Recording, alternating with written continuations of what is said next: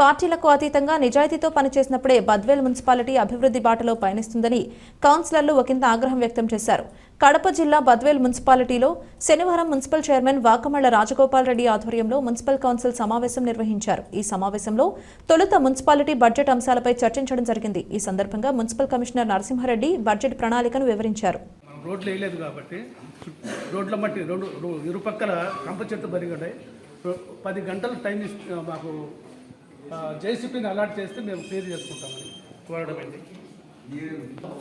ఇప్పుడు వర్షాలు ఎక్కువ, రెండోది చలికాలము, నీళ్లు ఎక్కడంటే అక్కడ నిలబడి ఉన్నాయి, దోమలు విపరీతంగా ఉన్నాయి. మనం ఏం చెప్పారంటే ఫ్యాగింగ్ చేస్తాము, పిచికారీ కూడా చేస్తామని చెప్పినారు, బ్లీచింగ్ చల్లుతామని చెప్పినారు.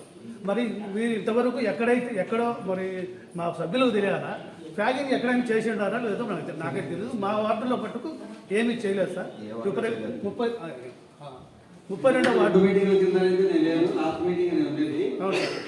సరే. ఇప్పుడు మీరు దృష్టి ఒక్క నిమిషం దాన్ని ఎట్లా కంప్లీట్గా దాన్ని క్లోజ్ చేసినారు. మీరు వచ్చి 2 నెలలు ఉంటుంది. మీరు మీ దృష్టిలోకి వచ్చిందో రాలేదు, పక్కన పట్టుకు బోర్డు తీసినారు, నేను పేపర్లు చూసిన. ఆడికి పోయినాక వాళ్ళే అన్నారు, ఏమయ్యా మాదైనా కనపడేది, ఎదురు కనపడదా మీకు, మాకు న్యాయం వాళ్ళకు న్యాయం ఉందా మీకు అని చెప్పేసి నన్ను ఒక కౌన్సిలర్గా నిలదీసినారు. లేదు అయ్యా నేను ఖచ్చితంగా ముందు మాట్లాడి ఉన్నాను, ఆ పాయింట్ నేను చెప్పి ఉన్నాను. ఇప్పుడు కూడా మీకు సార్తో నేను పాయింట్ మీటింగ్లో లేవనెత్తానంటున్నాను. ఇప్పటికైనా మీ దృష్టికి వచ్చింటే దయచేసి దాని ఏదో నిధులు ఉండే వాళ్ళ దగ్గర మన దగ్గర సైటే లేదు. తర్వాత ఒక సైటు ఒక ఆల్రెడీ 3 వరకు శాంక్షన్ అయినాయి. ఆ కాంట్రాక్టర్కి ఏం చెప్పినా పలకడంలో ఆయన నోటీస్ ఇస్తాను. కొత్తగా పంపు ఉన్నింది, అది తొలగించాలని చెప్పి ఇంతకుముందు నా కమిషనర్ సార్ కూడా చెప్పడం జరిగింది. కానీ ఆ సార్ పట్టించుకోలేదు. ఇప్పటికైనా కానీ ఆ పంపు తొలగించాల్సిందిగా కోరుతున్నాను. ఇంతకుముందు కూడా చెప్పారు కానీ అక్కడి నుంచి తొలగించలేదు. నెల్లూరు రోడ్లో 10వ వార్డులో ఆంజనేయ నగర్లో 30 మీటర్లు డ్రైనేజీ కాలువ తీసేసినారు సార్. అది ఎందుకు తీసేసినారో మాకు కారణం చెప్పాలి సార్.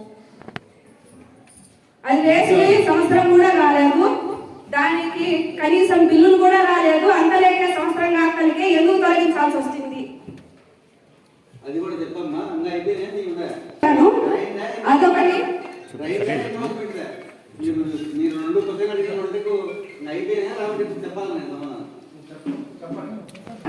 అది సంతోషం. తర్వాత 10వ వార్డులో డ్రైనేజీది ఎందుకు 30 మీటర్ల పొడవున ఎందుకు తీసేయాల్సి వచ్చింది, దానికి కారణాలు చెప్పండి సార్.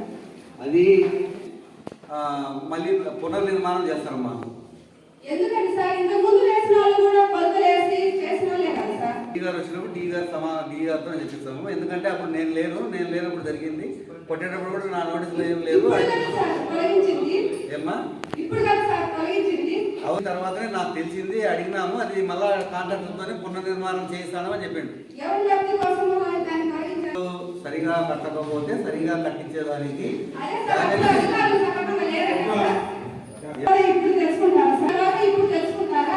చక్కగా దాదానికి చేయలేదని చెప్పి కొట్టాము. మేము అదే కాంట్రాక్టర్తో కట్టిస్తామంటున్నాడు.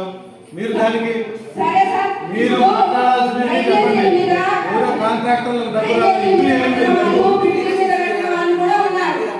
మున్సిపల్ చైర్మన్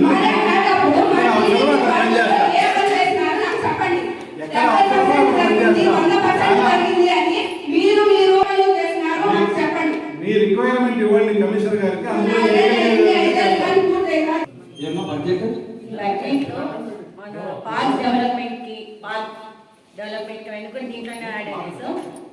దీంట్లో ప్రస్తుతానికి లేవమ్మా. గవర్నమెంట్కి మనం పార్కులు కావాలని రాసినాము. అది కృష్ణారెడ్డి సార్ గారు ఉన్నప్పుడు 2-3 సార్లు మీటింగ్లో కూడా ఇంత కేటాయిస్తాం, అందరికి గుర్తుండొచ్చు. కానీ ఎక్కడ ఇంప్లిమెంటేషన్ కనిపించలేదు. మా పార్కుల కోసము మనము 6 పార్కులు మెయింటైన్ చేయమని గవర్నమెంట్ చేయలేదు. ఓకేమ్మా. నా రిక్వెస్ట్ ఏంటంటే అట్లీస్ట్ కొత్త మున్సిపల్ ఆఫీస్ దగ్గర చిన్న పార్క్ ఏర్పాటు చేసి పిల్లలకి ఆ ఎక్విప్మెంట్ అరేంజ్ చేస్తే చాలా బాగుంటుందని అనుకుంటున్నాను. కాబట్టి బడ్జెట్ వెయిట్ చేయకూడదని మంచి మాట అడిగింది మీరు. నేను పోయి మట్టిలో ఇంట్లో ఉండేది బయటికి తీపించిన బయటికి తీపించి చైర్మన్ గారిని అడిగిన అలా చెప్పండి. ఆన్లైన్లో క్యాన్సిల్ కావట్లా. అప్పుడు కట్టిన నీళ్ళన్నీ ఇప్పుడు కార్తా చాలా ఇబ్బంది పడుతున్నారు. అయ్యే నాకు క్యాన్సిల్ చేసి మళ్ళీ ఏదైనా శాంక్షన్ చేసుకునే దానికి ఏమన్నా అవకాశం ఉంటుంది? లేదమ్మా, క్యాన్సిల్ చేసే పరిస్థితి అయితే లేదు. పరిస్థితి మనం చెప్పిన గవర్నమెంట్ స్టేట్ వైడ్ ఒకటే పాలసీ ఉంది. కానీ మనము ఇప్పుడు 30 ఏళ్ల కిందట ఇచ్చిన బిల్డింగ్లే కదా సార్. మనం ఏం చేయలేదమ్మా. చాలా ఉంటాయి, కొన్ని వేల మంది ఉన్నారు.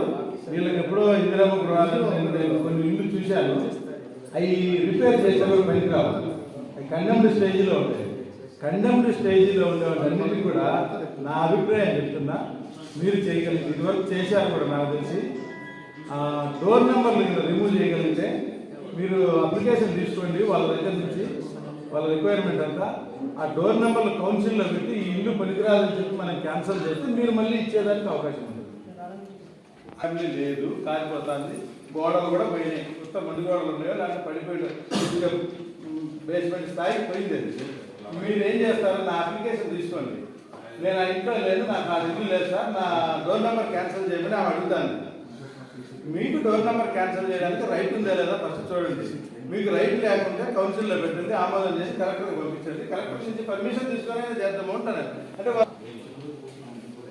మనం జనరేట్ చేసి బెనిఫిషియరీ అమౌంట్ అనేది ఇస్తాం సార్.